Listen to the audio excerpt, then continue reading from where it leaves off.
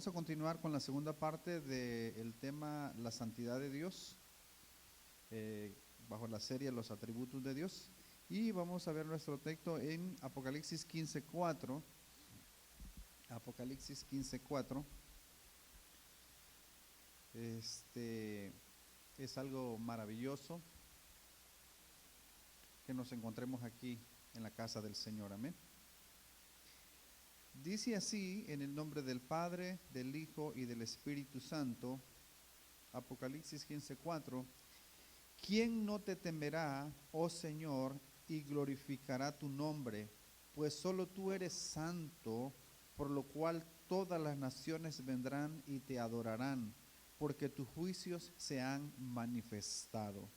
Vamos a orar. Padre, te damos las gracias por la oportunidad, gracias por la bendición, por el privilegio, Dios mío, que nos permite de estar aquí en este lugar para honrar tu santo y bendito nombre. Sé con cada uno de nosotros, Dios mío, nos ponemos en tus manos, te pedimos perdón por nuestras faltas, por nuestros pecados, por nuestros malos pensamientos. Purifícanos, Dios mío, santifícanos con tu verdad. En el nombre de Jesús te lo pedimos, Dios mío. Abre nuestra mente, nuestro entendimiento.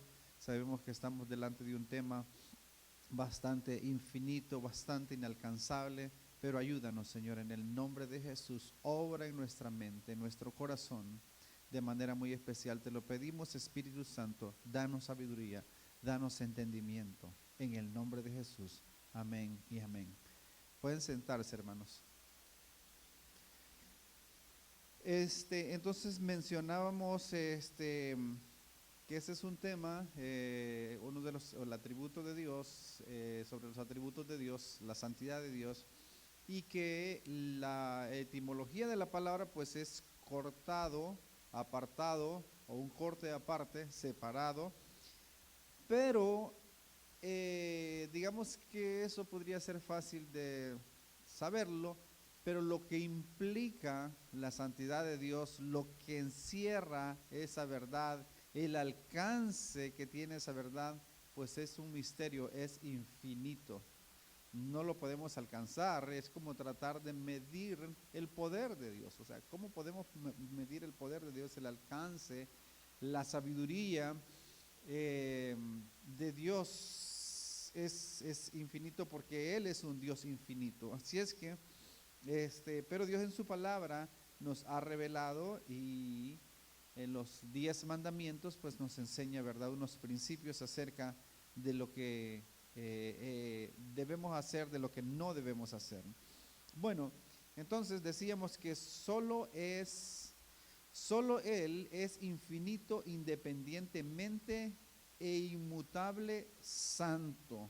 Con frecuencia Dios es llamado el santo en las escrituras, y lo es porque Él es, en Él se halla la suma de todas las excelencias morales. Es pureza absoluta, sin la más leve sombra de pecado, sin la más leve sombra de pecado. Esto es maravilloso. Esto es maravilloso. Les decía que, bueno, Santiago escribía a la iglesia que estaba esparcida en diferentes lugares, y quizás había escuchado a algunos de los hermanos quejarse, o quizás pensar y decir, estoy en problemas, estoy pasando por esta situación porque Dios me ha puesto en esta situación, y sobre todo podría ser una cuestión pecaminosa. Entonces viene y le dice: cuando alguno de vosotros es tentado, no diga que de parte de Dios, porque Dios no puede ser tentado, ni Él tienta a nadie, sino que cada uno es atraído y seducido de su propia concupiscencia. Entonces, Dios no haría eso. Las pruebas son una cosa y las tentaciones son otra cosa. Las pruebas, ¿verdad? Eso sí, Pedro fue probado, ¿verdad? Bueno, fue probado o fue tentado por medio de, y eso vino de parte de Satanás, ¿verdad? Y Dios le dio fe para que él recapacitara y lamentara al final su situación. Entonces él fue zarandeado y Dios lo permitió.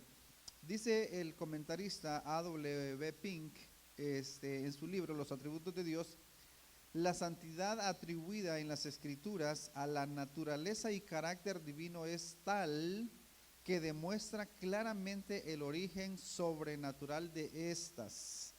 El carácter atribuido a los dioses del paganismo antiguo y moderno es todo lo contrario de la pureza inmaculada que pertenece al verdadero Dios. O sea, es imposible o una imposibilidad tratar de comparar a un Dios pagano, a un ídolo, con el Dios verdadero, con el Dios de la Biblia, que es pureza, santidad totalmente. Entonces, dice el comentarista o el libro, el autor del libro, A.W. Pink, que los descendientes caídos de Adán jamás podían idear un Dios de santidad inerrable que aborrece totalmente todo pecado, que aborrece totalmente todo pecado. Los ateos dicen que el Dios, o sea que las religiones o el hombre, el ser humano, se ha inventado un Dios, que Dios no existe, ¿verdad? Según ellos. Entonces, y en parte ellos tienen razón porque la mayoría de las religiones y todas las religiones tienen su propio Dios y se han inventado su propio Dios. Un Dios, por supuesto, acomodado a sus necesidades, ¿verdad? Un Dios que les permite, por ejemplo, pueden ser borrachos, pueden ser adúlteros, pueden ser ladrones, pueden ser asesinos. Las personas pueden ser todo lo malo, lo inmoral, pero al final van al cielo. Ese Dios que según ellos tienen les permite ir al cielo, ¿verdad? Sus abominaciones que hacen en la tierra, según ellos siguen haciendo sus abominaciones en el cielo también, según esto. Pero ese Dios obviamente no es el Dios de la Biblia. Entonces, porque el Dios de la Biblia es otro. La Biblia enseña que es otro. Ahora, si los hombres pudieran hacer un Dios, entonces ese Dios no sería Dios, más bien el Dios sería el hombre, y podría ser también planetas, podría ser galaxias, podría ser soles y todos sistemas solares el hombre, si pudiera hacerse un Dios. Entonces la cuestión de esto es que sí, los hombres, las religiones pueden crearse dioses imaginarios, lo pueden hacer de ídolos, de madera, de piedra, de yeso, de todo, pero obviamente eso no es un Dios. Al menos ese no es el Dios que la Biblia presenta, el creador del cielo y de la tierra, que hizo todo. Me viene a mi mente mientras hablamos de esto, imagínese usted, vamos a poner un ejemplo quizás que podría ser muy común en estos momentos, los impíos, ¿verdad? Las pandillas que digan, y supongamos que no hay policía, bueno, o si hay, bueno, que digan ellos, bueno, ya estamos cansados de hacer mal, de hacer daños, asesinatos, violencias, extorsiones y todo. Queremos que haya una policía que nos ponga en la cárcel y queremos que hayan jueces que nos hagan juicio y que nos metan en la cárcel y queremos estar toda la vida ahí. Por supuesto que ellos no harían eso, ¿verdad? Imposible. Ellos, por el contrario, quieren andar libres y hacer lo que ellos quieren. Ese es el ser humano. O sea, el ser humano no podría inventarse un Dios que le va a hacer juicio, tendría que inventarse también un infierno. Entonces es totalmente fuera de lógica que el hombre pecador o la descendencia caída de Adán pueda inventarse un Dios verdadero. Puede inventarse dioses falsos, eso sí, pero el Dios verdadero que enseña la Biblia, imposible, jamás que lo va a llamar a cuenta, imposible. En realidad, nada pone más de manifiesto la terrible depravación del corazón humano y su enemistad con el Dios viviente. Por eso es que la Biblia regularmente habla del Dios viviente o el Dios vivo. Cuando habla de un Dios vivo, está haciendo un contraste entre los dioses muertos, que no pueden hacer nada, y el Dios vivo que va a hacer juicio, o que hace juicio, o que hace justicia y castiga. Dice que Él se venga de sus enemigos, Él se venga de sus enemigos. Así es que el Dios viviente, que la presencia del que es infinita e inmutablemente sabio, inmutablemente sabio. Así es que En la Escritura regularmente o frecuentemente nosotros vemos el Dios vivo, ¿verdad? El Dios viviente, y así una y otra vez haciendo la diferencia de lo que es los dioses muertos por naturaleza que no pueden hacer nada.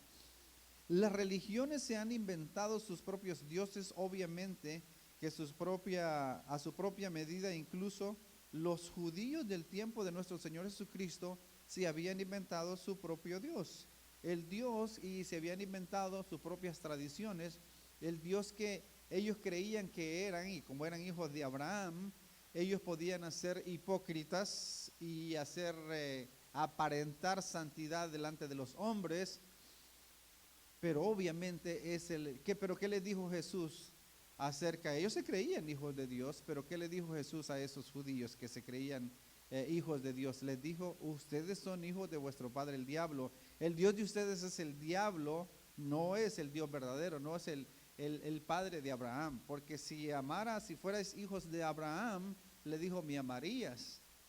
Pero en lugar de eso me quieren matar, porque los hijos hacen lo que el padre hace. El Satanás es homicida desde el principio, y ellos querían acabar con Jesús, querían matar a Jesús. Entonces, otra cosa que el Señor Jesucristo dijo, que el árbol por su fruto se conoce. Por su fruto se conoce. Alguien dijo que usted puede ponerle un rótulo a un árbol de manzana, a un árbol de pera le puede poner un rótulo de manzana, pero cuando venga el fruto de la cosecha, que va a dar, si es de pera, que va a dar pera, ¿verdad? Si es de mango, que va a dar mango, no importa que usted le ponga otro nombre. Así es que el árbol por su fruto se conoce. Así que con esas religiones obviamente pueden inventarse esos dioses. Así que los impíos, otra cosa también que es interesante, que los impíos tienen un concepto equivocado acerca del pecado y tienen la costumbre de cambiarle nombre constantemente. Por ejemplo, que es una persona que es alcohólica, dicen que, bueno, o alcohólico, o sea, no dicen es pecador o es pecado, y muchas cosas tratan de cambiarle el nombre para que de esa manera el pecado no se note, o sea, se vea disminuido, pero la realidad es que las cosas son como son. Si alguien le cambia un frasco de veneno y le pone otra cosa, café, eso no va a cambiar el contenido que tiene adentro. Pero el hombre tiene esa costumbre de cambiarle las cosas. La idea humana del pecado está prácticamente limitada a lo que el mundo llama crimen, lo que no llega a tal gravedad. El hombre lo llama defecto, equivocaciones, le llaman equivocaciones, enfermedades, e incluso cuando se reconoce la existencia del pecado, se buscan excusas y atenuantes, que quiere decir disminuir la gravedad del problema del pecado. Entonces, el adulterio y todo eso, y las películas y las novelas y todo eso están llenos de todo eso. Por eso es que no es posible que un hermano, un cristiano, esté viendo películas decentes o novelas. O sea, eso es completamente asqueroso del mundo que promueve todo eso, la música, las canciones que promueven el adulterio y todas esas cosas. No es posible que una persona que ha sido limpio de su mente pueda estar llenando su mente con esa basura. No es posible, ¿verdad? Así es que a una persona mal encarada, grosera, déspota y todo lo demás, dicen, es que esa persona es de carácter fuerte, ¿verdad? Esa persona es de carácter fuerte. No, por todo lo contrario, nada más lejos de la realidad. No es que esa persona más bien es débil, más bien es grosero, o así se le tiene que llamar, porque carácter es otra cosa. Pero se trata de diplomáticamente que se escuche, ¿verdad? No, las cosas son como son. Las cosas son como son. Así que el Dios con D pequeña, que la inmensa mayoría de los que profesan el cristianismo y aman, es como un anciano, dice el comentarista, indulgente, quien aunque no las comparte, disimula. O sea, quien no comparte los desatinos, pero disimula benignamente las imprudencias juveniles. O sea, la mayoría de eso de hoy en día, y el pastor Paul Washer dice que el domingo es el día donde más idolatría hay, y no está hablando de religiones, sino en la misma iglesia evangélica, que no, por lo regular, no conocen al Dios verdadero, porque no conocen la palabra de Dios. Entonces, tenemos nosotros que caminar con temor y temblor delante de ese Dios verdadero. Yo les comentaba que una de las cosas que nosotros decidimos cuando iniciamos el ministerio es que estábamos hartos de que en el púlpito se contaran chistes, y chistes obscenos. O sea, en el púlpito o la iglesia el día domingo no es para entretenimiento, no es para venir a reírse, a divertirse, y pasarla así, ¿verdad?, a carcajadas. No, es para humillarnos delante de Dios, porque somos pecadores y estamos delante de un Dios santo, que Él, si no fuera por su misericordia, nos puede consumir en un instante con facilidad, porque para Él no hay nada imposible. Entonces, estas iglesias, estos pastores que se dedican a contar chistes, a entretener a la gente o exaltar el elemento humano, pues por naturaleza no son iglesias. Así es que eso es ridículo. Esto es sumamente grave y peligroso. Tenemos que leer más las Escrituras para que podamos tener un concepto más certero acerca del Dios de la Biblia. La palabra dice lo siguiente en Salmos 5:5. Salmos 5:5, les decía que la gente dice, ¿verdad?, que Dios aborrece el pecado, pero que ama al pecador. Dios aborrece el pecado, pero que ama al pecador. Bueno, de hecho, Dios no va a castigar en el infierno el pecado, va a castigar al pecador por la acción del pecado. Entonces, y eso suena hasta cristiano o suena hasta bíblico, pero nada más lejos de la realidad. Dice, vamos a ver qué dice la Biblia, si Dios ama al pecador y aborrece el pecado. 5:5, los insensatos no estarán delante de tus ojos. O sea, los insensatos no estarán delante de tus ojos. Aborreces a todos los que hacen iniquidad.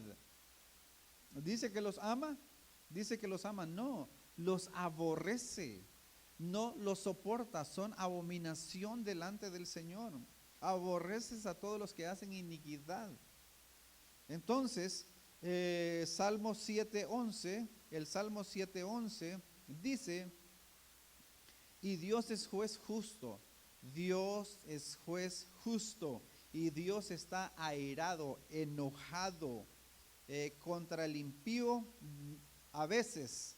No, dice todos los días. No dice a veces, no dice solo los fines de semana cuando hacen todas sus maldades, dice todos los días. Dios es juez justo y Dios está airado contra el impío todos los días. Si no lo hace descender en el infierno en ese mismo instante, es porque el momento que Él ha decidido que eso suceda no ha sucedido todavía. Esas son las palabras de Jonathan Edwards. Entonces, pero los hombres se niegan a creer en este Dios y rechinan los dientes cuando se les habla fielmente de cómo Dios odia el pecado.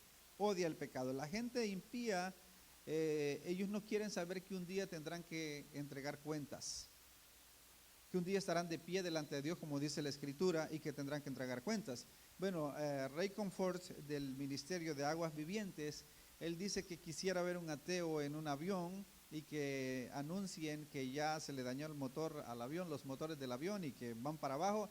Ahí no existiría ningún ateo. Todos dirían, Dios, ayúdame.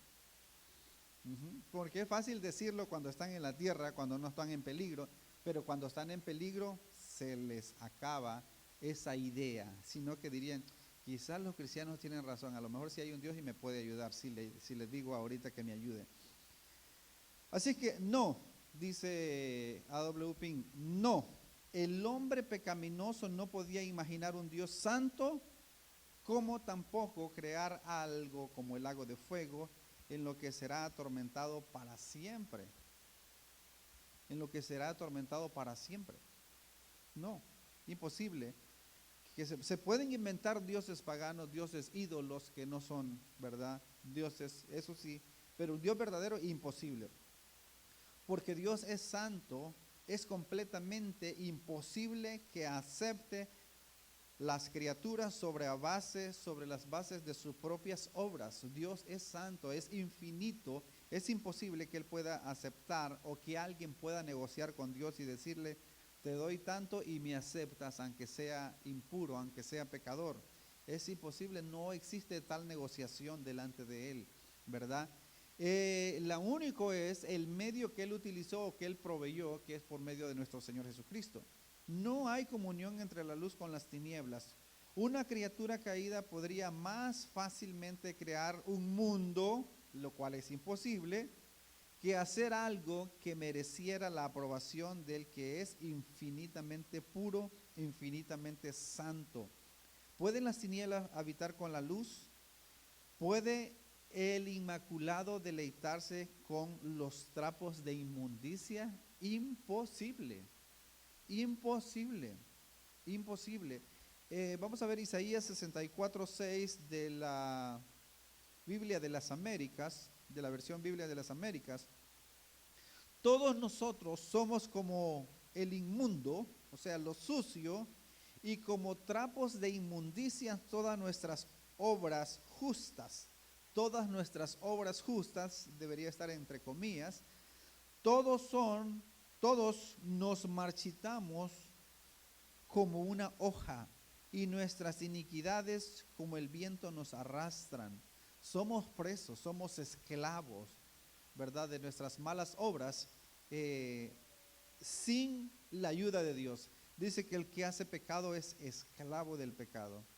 El que hace pecado es esclavo del pecado. Escuchábamos el testimonio la otra vez del hermano Freddy, qué tremendo testimonio, ¿verdad? La agonía de una persona en esclavitud o atada al vicio, a los vicios, es imposible que se pueda soltar, liberar de eso, a menos que haya un Dios fuerte que lo libere de eso. En Lucas 16, 14 y 15, el Señor Jesucristo hablando aquí, les dice que lo que es sublime para ellos es abominación delante de Dios. Y oían también todas estas cosas los fariseos, que eran ávaros, y se burlaban de él. ¿Por qué? Porque ellos tenían un concepto erróneo o equivocado acerca del Dios de la Biblia. Se burlaban de él. Entonces le dijo, vosotros sois los que os justificáis a vosotros mismos delante de los hombres. Ellos se justificaban a ellos mismos, o sea, ellos no se medían con la palabra de Dios, sino que tenían su propio espejo, su propia manera de medirse y se consideraban buenas personas, se consideraban santos. Vosotros os justificáis a vosotros mismos delante de los hombres, mas Dios, pero Dios conoce vuestros corazones, porque lo que los hombres tienen por sublime delante de Dios es abominación. Lo que los hombres tienen por buenas obras o justicia para Dios es trapo de inmundicia, algo que apesta, algo que no soporta Él. Entonces, eso es lo que la palabra del Señor enseña. Entonces, es imposible tratar de justificarse delante de Dios. O lo peor que la persona puede hacer es tratar de justificarse delante de Dios, que no necesita de Dios, creerse buena persona. Delante de Dios no hay justo ni aun uno, lo dice la Escritura una y otra vez. Isaías 5:20, ¿verdad? Cambiarle, como mencionaba al principio, cambiarle el nombre a las cosas. Hay de los que a lo malo dicen bueno y a lo bueno malo, que hacen la luz tinieblas y de las tinieblas luz, que ponen lo amargo por dulce y lo dulce por amargo. O sea, cambian las cosas, simplemente le cambian nombre, pero el contenido, la esencia de tal cosa no cambia.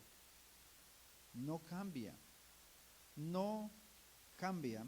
Entonces, ese ay es una expresión de dolor, de lástima, Ay de los que a lo malo le llaman bueno y a lo bueno le llaman malo. Así es que hay una oración que causó controversia en Kansas, en los Estados Unidos, eso hace aproximadamente unos 27 años, dice lo siguiente: el 26 de enero de 1996, cuando se le pidió al pastor Joe Wright que hiciera una oración de apertura en el Senado de Kansas, en la sesión de inauguración de Kansas House of Representatives. Todo el mundo esperaba una oración ordinaria, pero esto no es lo que ellos escucharon. El pastor oró de la siguiente manera: Señor, venimos delante de ti este día para pedirte perdón y para pedir tu dirección. Sabemos que tu palabra dice: maldición a aquellos que aman bien, a los que llaman bien a lo que está mal, y eso es exactamente lo que hemos hecho. Hemos perdido el equilibrio espiritual y hemos cambiado nuestros valores. Hemos explotado al pobre y lo llamamos a eso suerte. Hemos recompensado la pereza y a eso lo llamamos ayuda social. Hemos matado a nuestros hijos que aún no han nacido y a eso lo llamamos libre elección. Hemos abatido a nuestros condenados y a eso lo llamamos justicia. Hemos sido negligentes en disciplinar a nuestros hijos y a eso lo llamamos desarrollo de su autoestima. Hemos abusado del poder y a eso lo llamamos política. Hemos codiciado los bienes de nuestros vecinos y a eso lo llamamos tener ambición. Hemos contaminado las ondas de radio y televisión con muchas groserías y pornografía y lo hemos llamado libertad de expresión. Hemos ridiculizado los valores heredados de nuestros antepasados y lo hemos llamado obsoletos y pasados. Oh Señor, mira en lo profundo de nuestros corazones, purifícanos y líbranos de nuestros pecados. Amén. ¿Qué creen que sucedió? La reacción fue inmediata. Un parlamentario abandonó la sala durante la oración. 3 más criticaron la oración del pastor, calificándola de como una oración con un mensaje de intolerancia. Así es que, y si esa oración se actualizara hoy en día, tuviéramos mucho más que decir, ¿verdad? Muchísimo. O sea, ya se le está cambiando, ya no es él, ya no es ella, no sé, él o él, o sea, están cambiando hasta el lenguaje para tratar de totalmente ridículo. Lo mejor que el hombre pecador puede presentar está contaminado, dice el libro. Lo mejor que el hombre pecador puede presentar delante de Dios está contaminado. Nosotros aún en la oración no podemos ir directamente a Dios si no es por medio de nuestro Señor Jesucristo, o dice que Él intercede por nosotros, o que si sabemos orar, no sabemos si sabemos orar, pero que el Espíritu Santo intercede por nosotros, ¿verdad? Entonces es imposible, como hoy en día una persona que ha sido imputada en crímenes y cosas no se puede dirigir directamente con el juez, sino que por medio de un abogado. Entonces hasta eso, y se tienen que poner de pie porque representa la autoridad, y así es con el Señor. Entonces, un árbol corrompido no puede producir buen fruto si Dios considerara justos y santos a aquellos que no lo es. Si Dios considerara justo y santo a aquello que no lo es, se negaría a sí mismo y envilecería sus perfecciones. Y no hay nada justo ni santo si tiene la menor mancha contraria a la naturaleza de Dios. O sea, es imposible. Es imposible. Mateo 7:18 dice: no puede el buen árbol dar malos frutos, ni el árbol malo dar frutos buenos. Eso es un principio. Es una regla que Dios ya estableció en la naturaleza, y eso no cambia. Ha sido siempre así. Ha sido siempre así. Dice el libro Pero bendito sea su nombre, porque lo que su santidad exigió lo proveyó su gracia en Cristo Jesús, Señor nuestro. Cada pobre pecador que se haya refugiado en Él es acepto en el amado. Aleluya. Efesios 1:6. Efesios 1:6 dice que hemos sido salvados, alcanzados, adoptados, escogidos para alabanza de la gloria de su gracia, con la cual nos hizo aceptos en el amado, ¿verdad? Nos hizo aceptos en el amado. Así es que Él nos cambió, nos transformó, nos llamó, nos resucitó de entre los muertos, nos liberó de la esclavitud del pecado, porque, como decíamos, no es que no seamos pecadores. La Biblia dice que, Juan dice que todos somos pecadores, todos pecamos, pero una cosa es pecar y otra cosa es practicar deliberadamente el pecado. Practicar deliberadamente el pecado premeditado, sabiendo que está en pecado, y sigue haciéndolo. Por ejemplo, dice, me parece que sí, el pastor Paul Washer, que es, ¿cómo sabes si es cristiano, si eres cristiano? Bueno, si todavía amas, bueno, si ahora odias el pecado que antes tanto amabas, si lo odias, si te avergüenza eso, entonces Dios está obrando en tu vida. Pero si sigues siendo igual, como no ha pasado nada, no sientes esa conciencia que te reprende, entonces aflígete, dice él, porque todavía no has experimentado un nuevo nacimiento, ¿verdad? Pero si uno se avergüenza de lo que antes practicaba, entonces Dios está obrando en cada uno de nosotros. Porque Dios es santo, debemos acercarnos a Él con la máxima reverencia, incluso cuando mencionamos su nombre, ¿verdad? Por eso dice, no tomarás el nombre de Dios en vano. No tomarás el nombre de Dios en vano. En el Salmo 89:7, el Salmo 89:7 dice, Dios temible en la gran congregación de los santos y formidables sobre todos cuanto están alrededor de él. De la única manera que la persona pueda ser santo o la iglesia pueda ser santa es que el que es santo lo pueda santificar. De otro modo es imposible. Y Él nos llama santos, aunque no lo seamos, es por el sacrificio que Cristo hizo en la cruz del Calvario, porque Él ya pagó, ¿verdad?, por nuestros pecados. El Salmo 99:5, Salmo 99:5, exaltad a Jehová nuestro Dios, exaltad a Jehová nuestro Dios, y postraos ante el estrado de sus pies. Él es santo. Él es santo. Lo dice explícitamente, literalmente, ¿verdad? No está apelando a parábolas, sino directamente. Entonces, si al estrado en la postura, al estrado en la postura más humilde, postrado ante él, cuando Moisés se acerca a la zarza ardiente, Dios le dice en Éxodo 3:5, no te acerques, quita tu calzado de tus pies, porque el lugar en que tú estás, tierra santa es. Como Él es santo, Él santifica las cosas también, no solo las cosas, sino las personas, porque Él es santo. Dice R.C. Sproul, ¿verdad?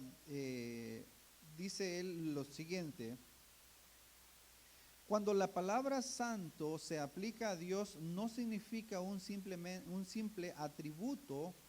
Por el contrario, Dios es llamado santo en un sentido general. La palabra se usa como un sinónimo de su deidad, es decir, la palabra santo apunta a todo lo que Dios es. O como decíamos al principio también, el atributo de la santidad de Dios está por encima de todos los atributos. Nos recuerda, sigue diciendo R.C. Sproul, nos recuerda que su amor es santo, su justicia es una justicia santa, Su misericordia es una misericordia santa, su conocimiento es un conocimiento santo, su espíritu es un espíritu santo. Así es que Él es santo en todos los sentidos, no una parte de Él, en todos los sentidos. Contraste entre el ser humano y Dios, el Dios santo. El Salmo 14, 1 y 3 dice lo siguiente. Salmo 14, 1 al 3 dice lo siguiente. Dice el necio en su corazón no hay Dios. Dice el necio en su corazón no hay Dios. Cuando un ateo dice que no hay Dios, está confirmando lo que la palabra de Dios dice, que hay necios que niegan la existencia de Dios. Entonces, él mismo sin saber está confirmando lo que la palabra de Dios ya dice, o ya dijo antes que él dijera eso, ¿verdad? No hay Dios. Se han corrompido, hacen obras abominables, no hay quien haga el bien. Jehová miró desde los cielos sobre los hijos de los hombres para ver si había algún entendido que buscara a Dios. Si hubiera algún entendido que buscara a Dios. Pero ¿qué dice? ¿Qué dice? Todos se desviaron, a una se han corrompido. En Romanos dice que se hicieron inútiles. Sigue diciendo, no hay quien haga lo bueno, no hay ni siquiera uno. ¿Por qué no hay quien haga lo bueno? Porque no hay un bueno, ¿verdad? La gente buena puede hacer cosas buenas. El árbol bueno da frutos buenos. El árbol malo da frutos malos. Así es que este hombre, vamos a ver algo acerca del joven rico. Este hombre se creía bueno, él se consideraba buena persona, él creía, él le dijo al Señor, fue tanto el atrevimiento de él de decirle al Señor que había guardado todos los mandamientos desde su juventud, sin saber que Dios conoce todas las cosas, Dios conoce su corazón. Entonces, nada más que la arrogancia y la mentira en pie delante del maestro estaba ahí. Dice Lucas 18, 18 al 23, un hombre principal le preguntó diciendo, maestro bueno, ¿qué haré para heredar la vida eterna? Jesús le dijo, ¿por qué me llamas bueno? Ninguno hay bueno sino solo Dios. Los mandamientos sabes, no adulterarás, no matarás, no hurtarás, no dirás falso testimonio, honra a tu padre y a tu madre. Él le dijo, todo esto, seguramente hasta lo interrumpió y le dijo, no tienes que seguir, todo esto lo he guardado desde mi juventud. Jesús oyendo esto le dijo, aún te falta una cosa, vende todo lo que tienes y dalo a los pobres y tendrás tesoros en el cielo y ven y sígueme. Entonces él, oyendo esto, se puso muy triste porque era muy rico. Entonces, este hombre viene al Señor y le dice, maestro bueno. El Señor entendió que él era como un halago, ¿verdad? Y con hipócrita, o le estaba enseñando el Señor Jesucristo que él tenía un concepto equivocado acerca de la palabra bueno, un concepto erróneo. Primero creía que el Señor era un simple maestro, ¿verdad? Un simple hombre, ¿verdad? Común y corriente. Y como una manera de congraciarse con él, le dice maestro bueno. Entonces el Señor le corrige y le dice, ¿por qué me llamas bueno? Si soy un hombre normal, como tú piensas, pues yo no soy bueno, nadie es bueno, ¿verdad? Aunque el Señor Jesucristo lo era, pero le está siguiendo la corriente a él. Solo hay uno bueno, Dios nada más es bueno, ¿verdad? Entonces, no es que el Señor Jesucristo estaba negando que Él no era Dios, sino que simplemente, irónicamente, le estaba siguiendo la corriente al hombre. Y le dice, bueno, pues vamos a probar, vamos a ver si es cierto que tú eres bueno, ¿verdad? Porque él se creía bueno. Él quería heredar la vida eterna.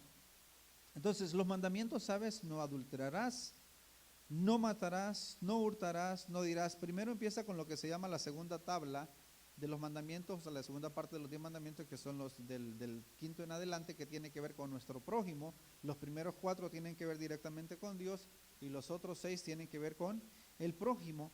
Entonces, y con arrogancia le dice, oh sí, todo eso lo he guardado desde mi juventud, desde mi niñez. Entonces, el Señor, para probar que estaba equivocado y que era erróneo lo que estaba diciendo, que era un vil mentiroso, se fue al mandamiento número 1. Bueno, pues si es así, deshazte del, regala el Dios que tiene, que son tus riquezas, ¿verdad? Ahora, no es que sean malas las riquezas, lo malo es para la gente que pone su esperanza en las riquezas. Dice en Marcos, dice que cuán difícil es para los que tienen, para los que confían en las riquezas entrar al reino de los cielos. No se puede comprar la salvación con las riquezas. Entonces, le dijo, bueno, pues oyéndolo Jesús le dijo, 22, aún te falta una cosa más te falta, que dejes ese Dios, en otras palabras, que son tus riquezas, donde tienes tu confianza. Dice, vende todo lo que tienes, véndelo y dáselo a los pobres, dalo a los pobres y tendrás tesoros en el cielo y ven y sígueme. O sea, prueba de que es verdad lo que estás diciendo. ¿Qué sucedió? Oyendo esto, se puso muy triste porque era muy rico. Su Dios eran las riquezas. Su Dios eran las riquezas y no estaba dispuesto a dejarlo. Y la Biblia dice que no pueden servir a dos señores. O sea, confiamos en Dios para la salvación, únicamente a Él, o no confiamos en Dios o confiamos en otra cosa. Y lo cual sería una tragedia. Debemos de servir al Señor con temor y temblor. Dice en el Salmo 2:11, servid a Jehová con temor y alegraos con temblor. Servid a Jehová con temor y alegraos con temblor. Tenemos que ser muy sabios. Hay mucha gente que se atreve a decir chistes y seguramente nosotros también antes hemos participado de eso, chistes de Dios, chistes de Cristo, chistes de la Biblia. Y no se debe de hacer eso. Y son vulgares, los mismos patanes dicen chistes de Jesucristo, chistes de la Biblia, chistes de Dios. No debemos de participar los cristianos en eso, no. Eso es tomar el nombre de Dios en vano. Eso es tomar el nombre de Dios en vano. Por el contrario, tenemos que servir a Jehová con temor y alegraos con temblor. Con temblor. Por ejemplo, el profeta Isaías, cuando vio al Señor sentado, dice, en el templo, y la casa se llenó de humo, él estaba temblando también, ¿verdad? Y dijo, ay de mí porque soy muerto. Siendo yo impío, de labios inmundos y habitando en pueblo de labios inmundos, o sea, pecadores, mis ojos han visto al Rey Jehová y Él es santo, entonces soy muerto. Y vino un ángel, tomó del altar con unas tenazas, unas brasas, y lo puso en sus labios y purificó sus labios. Así es que eso es. Cuanto más temerosos nos sintamos ante su santidad inefable, más aceptables seremos al acercarnos a Él. O sea, nosotros podríamos acercar a cualquier persona sin ningún problema, quizás sin ninguna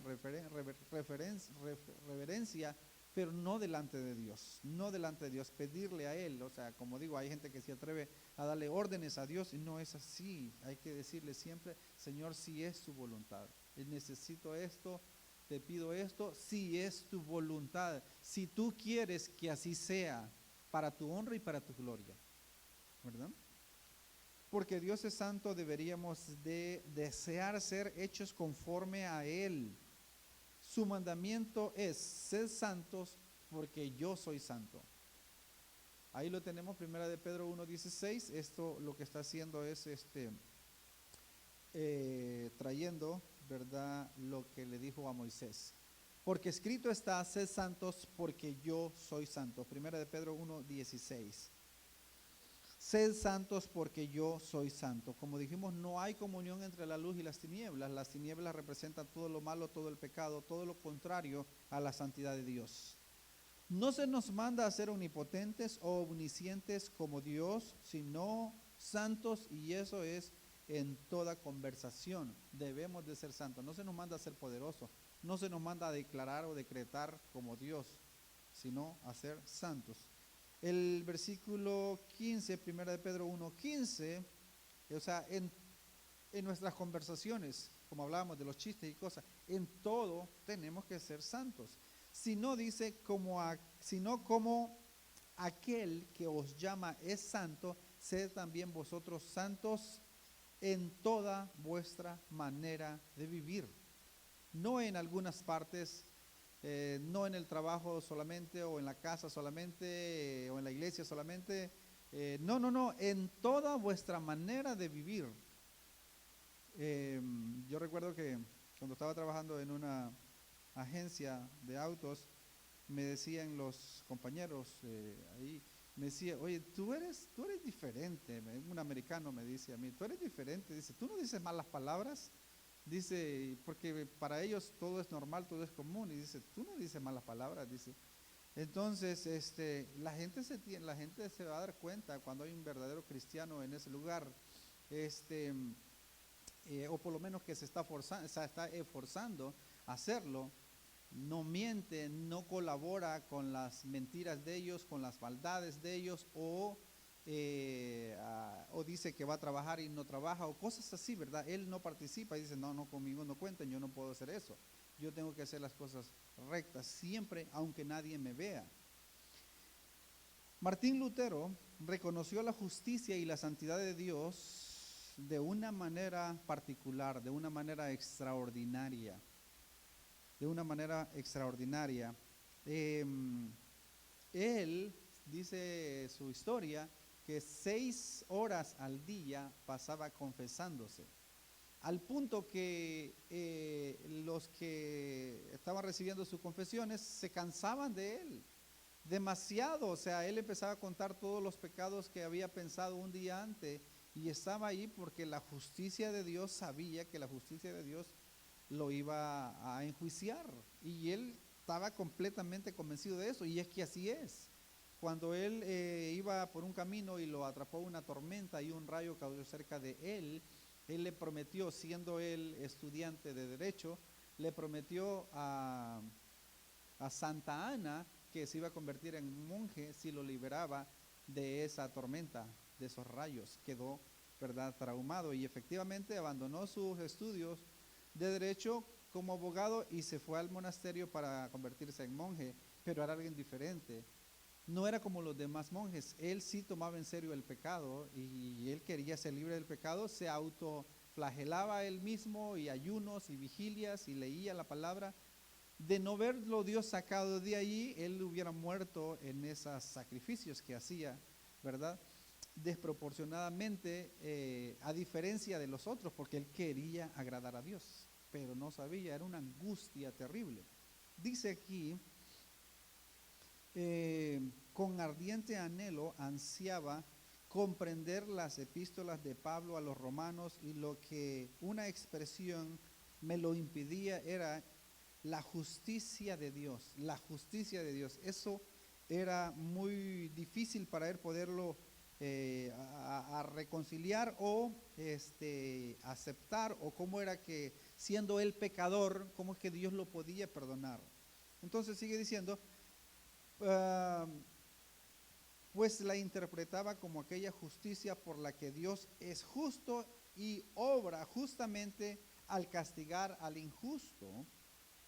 Mi situación era que, a pesar de ser un monje intachable, ante Dios era un pecador con la conciencia inquieta, y no tenía la confianza de que podría aplacarlo. ¿Quién podrá aplacar a Dios con mis méritos? ¿Quién podrá aplacar a Dios con sus propios méritos? Imposible. Por lo tanto, no amaba a un Dios justo y airado, sino que por el contrario, más bien lo odiaba. Lo odiaba.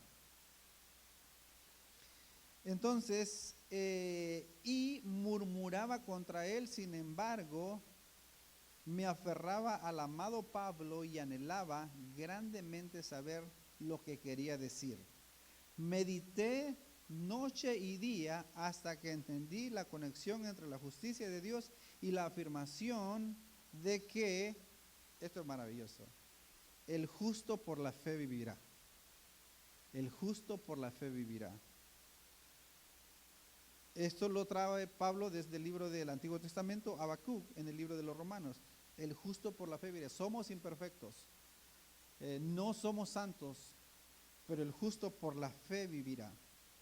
Entonces comprendí que la justicia de Dios es aquella por la cual Dios nos justifica mediante la fe por su gracia y pura misericordia. Desde entonces sentí que había nacido de nuevo y como si hubiera entrado al paraíso por las puertas abiertas de par en par. Toda la escritura adquirió un nuevo sentido y mientras que antes la justicia de Dios me había llenado de odio, ahora se tornó para mí inefablemente dulce y digna de amor.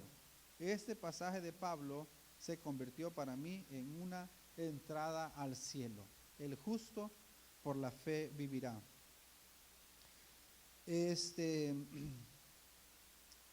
es el mejor medio para agradarle. No glorifiquemos a Dios tanto en nuestra admiración y con expresiones elocuentes o servicios ostentosos, como con nuestra aspiración a conversar con Él con espíritu limpio, espíritu puro, y a vivir para Él, viviendo como Él.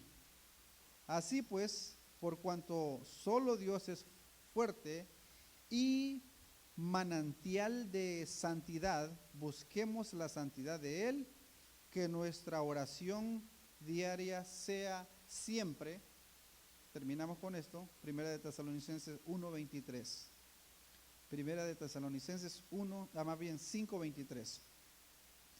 Y el mismo Dios de paz os santifique por completo. Y el mismo Dios de paz os santifique por completo.